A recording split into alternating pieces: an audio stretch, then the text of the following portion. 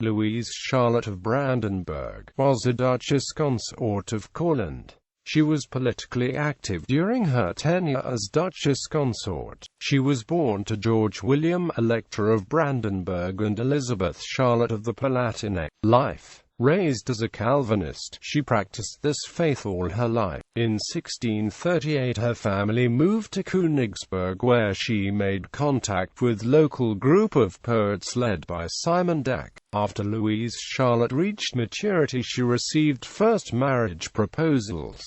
In total she was proposed 8 times, among others King of Poland Vladislav IV. However, Louise Charlotte and her parents decided in favor of Prince of Courland Jacob Kettler. They married on the 9th of October 1645. A poem was composed for the wedding by Simon Deck. After wedding, the new couple moved to Goldingen and later to Mittau. She received several manors as a dowry and administered them very wise and practically.